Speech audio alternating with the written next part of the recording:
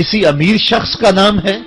क्या बदन के ऊपर पैबंद लगे लिबास पहनने वाले वो फाका मस्त क्या उमरा की फहरिस्त में आते थे? हमें तो वो कहानी भी इस्लाम की गुर्बत की याद आती है कि जब उहद के अंदर 70 शहीदों के लाशें पड़े हुए हैं तो हजरत सफिया हुजूर की फुफ्फी अपने भाई हमजा के लिए 2 चादरें लेकर के कफन की आती है। तो हुजूर अलैहिस्सलाम ने फरमाया कि जिस कब्र में हमजा को दफन किया जाए उसी कब्र में मुसअब बिन उमैर को भी कफन दिया जाए और दफन किया जाए। और कहा मेरे चचा के लिए उसकी जो बहन मेरी फुफ्फो जो 2 चादरें ले आई है, कहा एक चादर हम मुसअब बिन उमैर को देंगे। ये मुसअब बिन उमैर कौन है? तारीख पढ़ो, कितनी दिल आवेज तारीख है। मक्के में एक अमीर तरीन खातून है जिसके बेटे का नाम मुसअब है और वो अपने बेटे को इतना खूबसूरत लिबास पहनाती है और इतने खूबसूरत खुशबू और अतर उसको लगाती है कि मुसअब बिन उमैर जिन गलियों से गुजरते थे देर तक वो गलियां महकती रहती थी। लोग कहते थे यहां से मुसअब गुजर के गया होगा इसलिए ये गलियां महक रही हैं। अच्छा, फिर मुसअब पे नजर पड़ती है मेरे मोहम्मद अरबी की तो मुसअब बिन उमैर हुजूर की जुल्फों का असीर हो जाता है। मां काफिरा है, जब पता चलता है तो उसका लिबास भी छीन लेती है, सहूलतें और आसूदगियां भी वापस ले लेती है। फिर वो वक्त भी आया कि मुसअब बिन उमैर हबशा की जानिब हिजरत कर जाते हैं। मक्के के हालात कुछ थोड़े से खुशगवार नजर आए तो वो हबशा से वापस मक्के जब पलटे तो उनके बदन पे जो चादर थी वो जगह जगह से पटी हुई थी। मेरे आका करीम अलैहिस्सलाम ने देखा तो हुजूर की आंखों में आंसू टपकने लगे। कहा ये वही मुसअब है जो इतना खुशपोश नौजवान था कि मैंने पूरे मक्के में इससे खूबसूरत लिबास पहनने वाला कोई दूसरा शख्स नहीं देखा और आज मेरे मुसअब को पहनने के लिए जो चादर मुयस्सर है वो भी जगह जगह से फटी हुई है। ये इस्लाम की गुर्बत की कहानी है और आज उहद में यही मुसअब बिन उमैर शहीद हो जाते हैं और उनके लिए कफन भी दस्तयाब नहीं है। हुजूर ने कहा जो मेरे चचा के लिए 2 चादरें लाई हैं उनमें से एक का कफन मुसअब को दे दो ना और दूसरी चादर से कफन मेरे चचा को दे दिया जाए। अच्छा, हजरत मुसअब के लिए बड़ी चादर रख दी गई और हजरत अमीर हमजा के लिए जो चादर थी वो छोटी थी। अगर सर ढांपते थे तो पांव नंगे हो जाते, अगर पांव ढांपते थे तो सर नंगा हो जाता। हुजूर ने फरमाया मेरे चचा का सर ढांप दो और पांव के ऊपर इज़खर नामी घास डाल दो। मैं ये इस्लाम की गुर्बत की कहानी तुम्हें सुना रहा हूं। जब मेरे रसूल के चचा के लिए पूरे कफन का टुकड़ा भी दस्तयाब नहीं था, इस्लाम उस वक्त भी इज्जत पा गया था, इस्लाम उस वक्त भी जलील नहीं था, इस्लाम उस वक्त भी सरबुलंद था और इस्लाम उस वक्त भी इज्जतों की मसनद पे था। ये इस्लाम का वो दौर है कि जब हुजूर मस्जिद नबवी से बाहर निकलते हैं तो आगे हजरत उमर व अबू बकर रज़ी अल्लाह ताला अन्हुमा खड़े हैं। चेहरे के ऊपर अजीब उदासी है। कहा उमर, अबू बकर इस वक्त क्यों खड़े हो? अर्ज की हुजूर भूख ने घर में टिकने नहीं दिया। हमने चाहा हुजूर का चेहरा देख लें तो कुछ प्यास बुझ जाए, कुछ भूख मिट जाए। हुजूर ने फरमाया मेरा हाल भी यही है, जिस चीज ने तुझे घरों से निकाला है वही चीज मुझे घर से निकाल लाई है। चलते हुए हजरत अबू अय्यूब अंसारी के घर के करीब से गुजरे।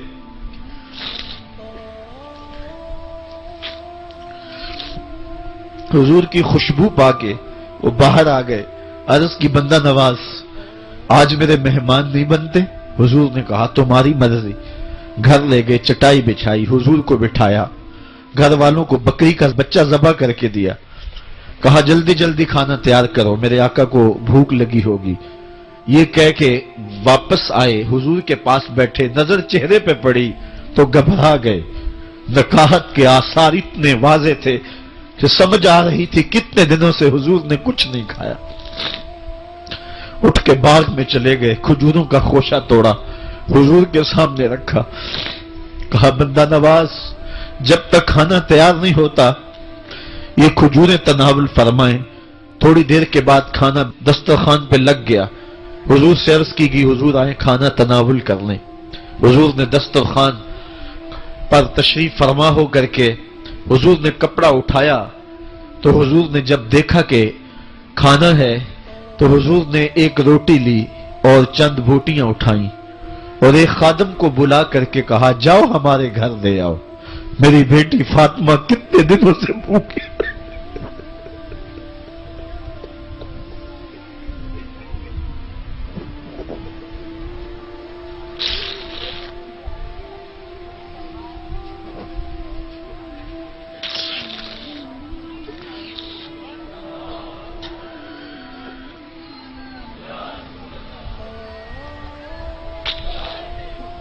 कहा, जाओ हमारे घर ले आओ, मेरी फातिमा कितने दिनों से भूखी बैठी हुई है।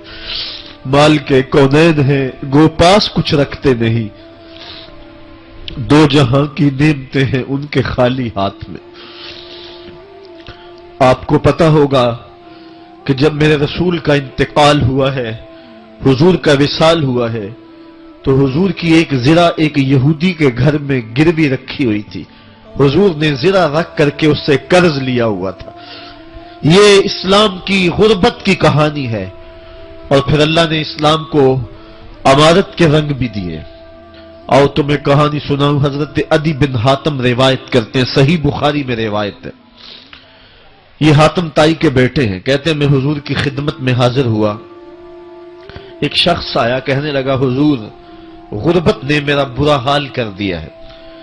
और उसने शिकायत की, गुर्बत की, पसमानदगी की और अपनी मुआशी बदहाली की। फिर एक शख्स आया, कहने लगा, हुजूर मेरे पास दौलत तो है लेकिन मैंने जिस मंजिल पे जाना है रास्ता पुरखतर है, तो मेरे लिए क्या हुक्म है कि मैं कैसे रास्ता तय करूं। तो ये दो लोगों ने ये बातें की तो हजरत अदी कहते हैं कि हुजूर ने रूए सुखन मेरी जानब मोड़ा और मेरी जानब मुखातिब होकर कहा, अदी तूने हीरा देखा है? अदी कहते हैं मैंने अर्ज की, हुजूर देखा नहीं, सुना है। हीरा ये शहर है इराक का। तो हुजूर ने फरमाया, अदी तूने हीरा देखा है? मैंने कहा नहीं हुजूर देखा नहीं, उसका तज़किरा सुना है। फरमाया, अदी अगर अल्लाह तुझे जिंदगी की मोहलत दे तो हीरा से एक खातून चलेगी, तू अपनी आंखों से देखेगा और मक्के तक पहुंचेगी और अल्लाह के घर काबा का तवाफ करेगी और उसको हीरा से लेकर के मक्के तक अल्लाह के अलावा किसी का डर नहीं होगा। कहते हैं कि मैंने दिल में कहा कि फिर बनु तय के डाकू मर गए होंगे जिन्होंने अरब के ऊपर रोब डाल रखा है, तो वो तो फिर खत्म हो गए होंगे। कहते हैं मैं भी सोच ही रहा था कि हुजूर ने मजीद मेरी हैरत में इजाफा करते हुए कहा, अदी अगर तुझे अल्लाह ने जिंदगी की मोहलत दी तो तू देखेगा कि किसरा के खजाने तेरी झोली में होंगे।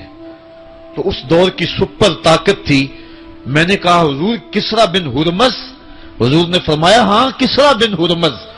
कहते हैं कि हुजूर ने फिर फरमाया, अदी अगर तू जिंदगी पाई तो तू वो दिन भी देखेगा कि एक शख्स ज़कात की रकम लेकर के, ज़कात की चांदी लेकर के, ज़कात का सोना लेकर के निकलेगा और उसको कोई ज़कात का मुस्तहिक ही नहीं मिलेगा।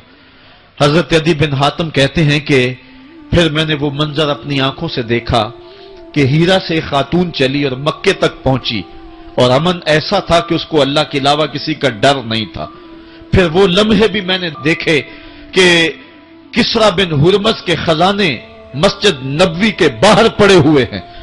तो कहते हैं तीसरी चीज मैं देख ना सका और मैंने लोगों को कहा कि ये मैं तो नहीं देख सका, मेरी शायद जिंदगी वफा न करे, और अगर तुम्हारी जिंदगी वफा करे तो तुम देखना मेरे आका ने जो फरमाया था, दो बातें तो पूरी हो गई हैं और तीसरी बात तुम देख लोगे। हजरत यहया बिन सईद फरमाते हैं कि हजरत उमर बिन अब्दुल अजीज का जमाना था और उन्होंने मुझे अफ्रीका की जानब ज़कात वसूल करने के लिए भेजा। मैं वहां से ज़कात वसूल की और फिर मैं ज़कात लेने वाले मुस्तहकीन को ढूंढने लगा। तो कहते मुझे कोई मुस्तहिक ना मिला। फिर मैं गुलाम पकड़ता और उसके पैसे दे के उसको आजाद करवाता चला जाता। हजरत उमर बिन अब्दुल अजीज का जमाना है कि गवर्नर है इराक का, وہ حضرت عمر بن عبد العزیز کو لکھتا ہے کہ اتنی رقم ہے، اس کا کیا کرنا ہے؟ تو عمر بن عبد العزیز کہتے ہیں رقم لے کے یہاں نہ آنا، وہاں عراق کے لوگوں میں بانٹ دو، جو زکوٰۃ کے مستحق ہیں ان کو تقسیم کر دو۔ تو گورنر لکھتا ہے جو مستحق ہے ان کو دے دی، اب کوئی مستحق نہیں رہا تو میں کیا کروں؟ تو حضرت عمر بن عبد العزیز کہتے ہیں جو مقروض ہیں ان کا قرض اتار دو۔ تو کہتے ہیں کہ ہاں قرض بھی میں نے اتار دیا ہے، رقم پھر بھی بچ رہی ہے، کیا کروں؟ تو حضرت عمر بن عبد العزیز نے پھر لکھا جو شخص شادی کرنا چاہتے ہیں ان کا حق مہر ادا کر دو۔ میں نے کہا کہ وہ بھی کر دیا ہے، رقم پھر بھی بچ گئی، اب کیا کروں؟ تو حضرت عمر بن عبد العزیز نے مجھے لکھا کہ جو غیر مسلم ہیں جنہوں نے ٹیکس دیا ہوا ہے، جتنا ٹیکس دیا ہے اس سے دگنے پیسے ان کو قرضے میں دے دو، اور ان کو کہو جاؤ اس کا کاروبار کرو، کھیتی باڑی کرو، اور ساتھ انہیں یہ بھی کہہ دینا قرض کی فکر نہ کرنا اور زیادہ اس میں پریشان نہ ہونا، جب دے سکو گے دے دینا۔ یہ دور بھی پھر اسلام نے دیکھا اور یہ گھڑیاں بھی دیکھی، جب چیتھڑے پہنے ہوئے تھے، جب پیوند لگے لباس پہنے تھے، جب پیٹ میں ڈالنے کے لقمہ بھی نہیں تھا، اللہ کا دین اس وقت بھی غالب تھا، اور جب گلیوں کے اندر ریشم بکھرا ہوا ہوتا تھا کوئی اٹھانے والا نہیں تھا، دین اس وقت بھی غالب تھا۔ دین کا غالب ہونا یا نہ ہونا اس کا تعلق جو ہے وہ مال و دولت سے نہیں ہے۔ اقبال کہتا ہے کہ زوال بندہ مومن کا بے زری سے نہیں، مومن کا زوال بے زری سے نہیں ہے بلکہ اس کا سبب کوئی اور ہے۔ وہ سبب ڈھونڈنا ہے کہ ہم دنیا میں رسوا ہو کے کیوں رہ گئے، ہم زمانے کے سامنے تماشا کیوں بن کے رہ گئے، آج نبی کی امت پوری کائنات میں رسوا ہو کے کیوں رہ گئی، آج ہمارا تماشا دیکھا جا رہا ہے، آج بھوکے کتوں کو ہماری بیٹی اور بہنوں کے اوپر چھوڑا جا رہا ہے اور اس کا تماشا دیکھا جا رہا ہے۔ کیا ہم نے یہ دن بھی دیکھنے تھے؟ ہم نے سراغ لگانا ہے۔ دولت کی قلت اور کثرت یہ ثانوی چیزیں ہیں، ہم نے تاریخ میں دیکھا ہے ہم کبھی مالی طور پہ کمزور تھے، رسوا نہیں ہوئے ہیں، مال زیادہ ہو گیا رسوا نہیں ہوئے ہیں، رسوائی کے سبب کوئی اور ہیں۔ آئیے تمہیں کہانی دل آویز سناؤں، اسلام کے عروج اور بانک پن کی مختصر کہانی آپ دیکھ لیں کہ حضور جب جلوہ فراز ہوتے ہیں مکے میں تو اللہ کا گھر 365 بتوں سے بھرا ہوا ہے، وہ دنیا کے اندر خدا کا پہلا گھر اور 365 بتوں کا قبضہ ہے اس گھر کے اوپر۔ پھر حضور آئے اور دعوت دین دی اور آقا کریم علیہ السلام نے ان بتوں کے لوث سے کعبہ کو پاک کیا۔ کہانی اتنی دل آویز ہے کہ حضور نبوت کے اعلان کے 13 سال گزارنے کے بعد جب مکے سے ہجرت کر کے مدینہ روانہ ہوئے تو مسلمانوں کی تعداد 100 سے متجاوز نہیں تھی۔ جن لوگوں نے ہجرت کی ہے تاریخ پڑھیں، سن 2 ہجری کو بدر کے مقام پہ حق اور باطل کا پہلا ٹکراؤ ہوتا ہے۔ مسلمانوں کی تعداد 313 تھی، جو لوگ گھروں میں تھے ان کی تعداد بھی ساتھ شامل کر لیں، بچے اور خواتین بھی شامل کر لیں، 600-700 لوگ بنتے ہوں گے۔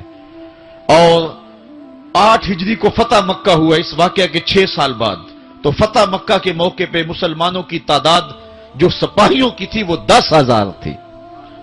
اور پھر 8 ہجری کو یہ واقعہ ہوا ہے تو 10 ہجری کو حجۃ الوداع ہوتا ہے۔